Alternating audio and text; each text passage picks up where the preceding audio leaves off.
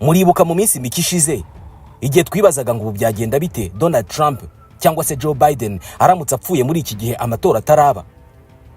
Habuze gato ibi byari bigiye kubaho. Video ivuga ku buryo byagenda umwe mu bakandida ba Amerika aramutse apfuye mbere yuko amatora aba, murayisanga kuri link iri hasi muri commentaire kuri iki kiganiro. Hari mu gikorwa cyo kwiyamamaza muri leta ya Pennsylvania, ubwo umuntu bivugwa ko yari hejuru y'igisenge cy'inzu iri hafi aho ngaho yarasaga Donald Trump wari imbere y'ibihumbi by'abamushyigikiye baje kumva imigabo n'imigambi ye. Kubw'amahirwe bwana Trump yakomeretse ku gutwi kw'iburyo ariko nta kindi gikomeye yabaye. Ni mu ijoro ryo kuri wa gatandatu rishyira ku cyumweru. Ntabwo ari isasu rimwe ryarashwe gusa kuko harashwe amasasu menshi. Usibye kuba rimwe muri aya masasu ryasharuye ugutwi kwa Trump, hari umwe mu bari bitabiriye ibikorwa byo kwiyamamaza kwa Trump wapfuye, abandi babiri barakomereka bikomeye. Aya matora ya Perezida wa Leta Zunze Ubumwe za Amerika muri uyu mwaka birasa naho ari amatora adasanzwe kubera ibirimo kuyabamo. Usibye kuba bishobora kubaho ko Perezida wacyuye igihe yagaruka ku butegetsi, nta nubwo byaherukaga kubaho ko Perezida wa Amerika cyangwa se uyamamariza kumuba araswa. Byaherukaga mu 1981 ubwo John Hinckley Jr. yarasaga kuri Ronald Reagan. Ibi birongeye kandi bigarura abantu mu bitekerezo by'amateka aho mu myaka irenga 50 ishize abavandimwe babiri baba Kennedy, umwe w'umukuru w'igihugu John Fitzgerald Kennedy n'undi wiyamamarizaga kuba President Robert Kennedy, nabo bicwaga n'amasasu imbere y'imbaga y'abanyamerika. Dore uko byagenze ubwo President Trump yaraswaga. Yari imbere y'ibihumbi by'abantu muri Pennsylvania mu mujyi wa Butler City. Ubwo yari arimo avuga, abantu babonye yifata ku gutwi kandi amera nk'uwikanze, aribwo babonye abashinzwe kumurinda bahita bamwuzura iruhande baramwunamisha ndetse nabo bamwunamaho. Abantu bahise bakwira imishwaro bagerageza guhunga babyigana. Iyo ibintu nk'ibi bibayeho, ikintu cya mbere abashinzwe umutekano w'umukuru w'igihugu cyangwa se abandi banyacyubahiro bakora ni ugutabara umunyacyubahiro mu gihe abandi baba bararanganya amaso hirya no hino bareba hiryo sasu rishobora kuba riturutse. Babanza kureba igice cy'umubiri urashwe arashweho, ubundi bakareba ngo iri sasu riturutse mu kihe cyerekezo. Uko niko babonye umuntu wari ku gisenge cy'inzu yari hafi aho ngaho. Mu bihe nk'ibi ngibi abashinzwe umutekano nta gihe baba bafite cyo gushishoza ngo barebe koko niba uwo bakeka ari urashe. Ako kanya bahita bamurasa. Uko niko byagenze. Uwo muntu babonye kuri icyo gisenge bahise bamurasa arapfa. Ni umusore w'imyaka 20 witwa Thomas Matthew Crooks. Uyu nta nubwo yarashe isasu rimwe gusa kuko yarashe menshi mu cyerekezo Trump yararimo. Uku ni nako rimwe ryahitanye umuturage umwe andi akomeretsa abantu babiri. Ibi byemejwe na Anthony Guglielmi. Uyu ni umuvugizi w'inzego z'ibanga za Leta Zunze Ubumwe za Amerika. Aba ni abasirikare kabuhariwe bashinzwe kurinda umukuru w'igihugu n'abandi banyacyubahiro. Uyu mugabo barashe bamusanganye imbunda ari ku gisenge cy'inzu yari muri metero zibarirwa mu ijana uvuye kuri Trump. Abashinzwe umutekano wa President bemeje kuko bigaragara iki gitero cyari kigamije guhitana Trump. Ubwo abashinzwe umutekano we bamwunamaga hejuru mu rwego rwo kumuhisha, hashize akanya gato bahita bamuhagurutsa bamugose cyane. Bivugwa ko Trump yanahataye inkweto. Yumvikana avuga ati "Let me get my shoes." Mu gihe bari bamutwaye bamujyanye ku modoka, Trump yunamutse azamura akaboko afunga igipfunsi agishyira mu kirere. Ni ifoto yasakaye hose kuri internet imugaragaza afunze igipfunsi nk'ikimenyetso cy'ubuhangange cyangwa se intsinzi, ndetse agaragara virirana ku gutwi kw'iburyo. Biragaragara ko iyi foto ye igiye kwamamara kubera ko imugaragaza nk'umuntu w'intwari cyangwa se igihangange. Ni ifoto izakoreshwa cyane mu kwerekana ugukomera kwa Trump. Joe Biden bahanganye mu matora yahise yamagana iki gitero, avuga ko nta mwanya w'ubugizi bwa nabi ukwiye kuba muri politike ya Amerika byongeye mu bihe byo kwiyamamaza. Ati buri wese akwiye kwamagana uko kugerageza kwica Trump. Ati ibi bintu ntabwo twakwemera ko bikomeza kubaho. Ati nta muntu wari warigeze atekereza ko hashobora kubaho urugomo nkuru muri politike ya Leta Zunze Ubumwe za Amerika.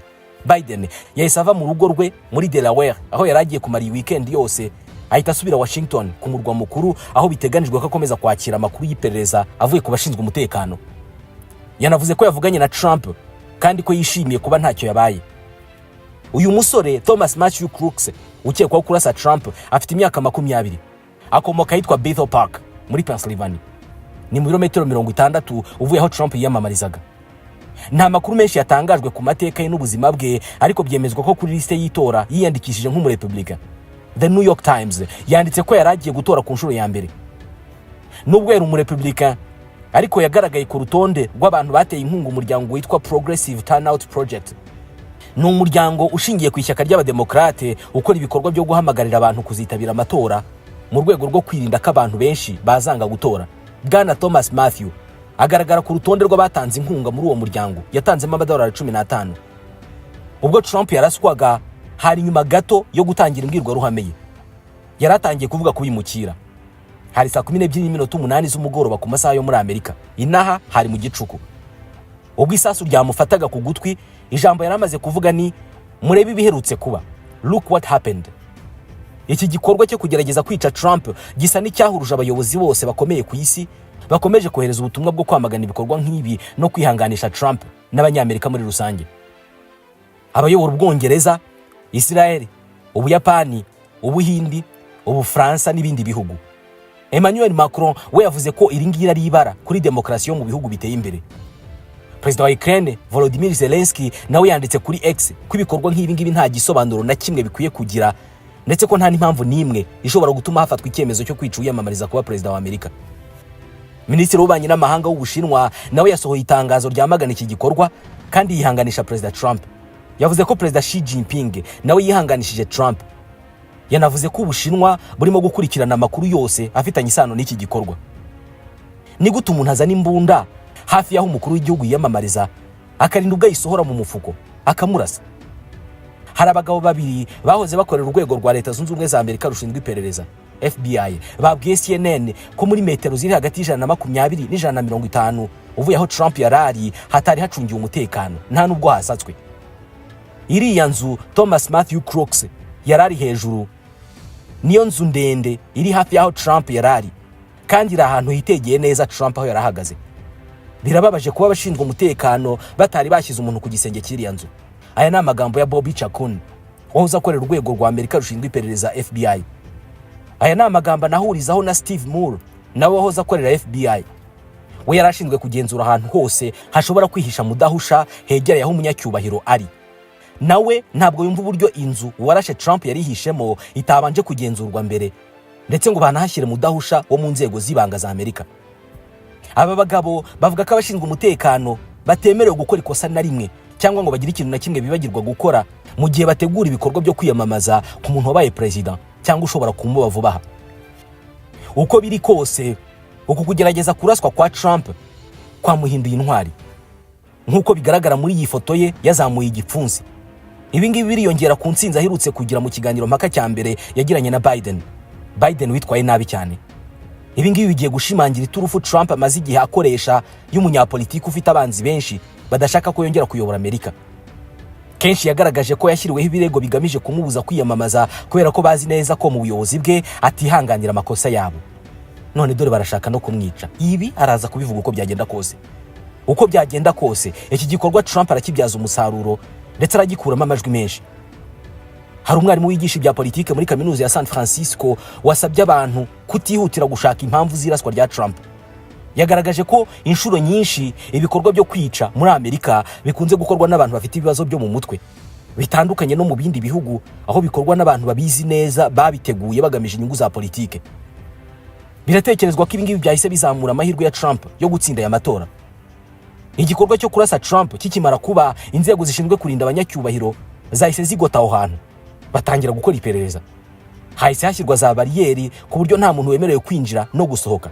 Abari bitabiriye ibyo bikorwa bose basabwe kunyura muri bya byuma bisaka. Umuntu wari uraho wese yasatswe, haba mu gikapu, mu ikofi n'ibindi yitwaje. Bashakaga buri kimenyetso cyose cyaba gifitanye isano n'iki gikorwa. Nyuma y'iki gitero, Uburusiya bwahise butangaza amagambo asa no kwishongora kuri Amerika. Umuvugizi wa Minisiteri y'Ububanyi n'Amahanga y'Uburusiya Maria Zakharova yavuze ko kuba Amerika ikomeje gutera inkunga Ukraine birimo kuzamura urwango ku Burusiya na perezida wabwo. Ataho gukomeza gukwirakwiza urwango, bakabaye bashyira ingufu mu gukemura ibibazo byabo by'imbere mu gihugu. Ati byakabaye byiza bafasha aya mafaranga baha Ukraine bakayubakisha igipolisi cyabo kigacunga umutekano neza. Abadepite b'abarepublika bahise basaba ko hakorwa iperereza ku buryo Trump acungirwa umutekano. Barakeka ko harimo ikibazo. FBI yasobanuye ko hakomeje iperereza kugira ngo hamenyekane andi makuru y'ingenzi kuri uyu musore warashe Trump. Amakuru arimo imbunda yakoresheje nuko yageze kuri kiriya gisenge hafi y'aho Trump yarari.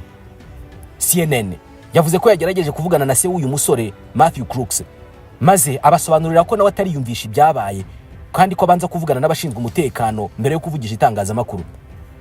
Ibyabaye kuri Trump biragaragaza ko hari ikibazo gikomeye muri politike ya Amerika. Buri ruhande mu bahanganye, haba aba Republican cyangwa aba Democrate, ruraza kugerageza gukoresha iki gikorwa mu nyungu zarwo. Abarwanya ko abasivili batunga imbunda baraza kugaragaza ko iyo gutunga imbunda ku basivili biza kuba bitemewe, ibi bitari kubaho. Abashyigikiye gutunga imbunda ku basivili bo baraza kugaragaza ko iyo gutunga imbunda biba byorohejwe, uriya muntu atari gutinyuka kurasa kubera ko yari kubazi neza ko buri wese aza guhita murasa. Reka tubitega amaso.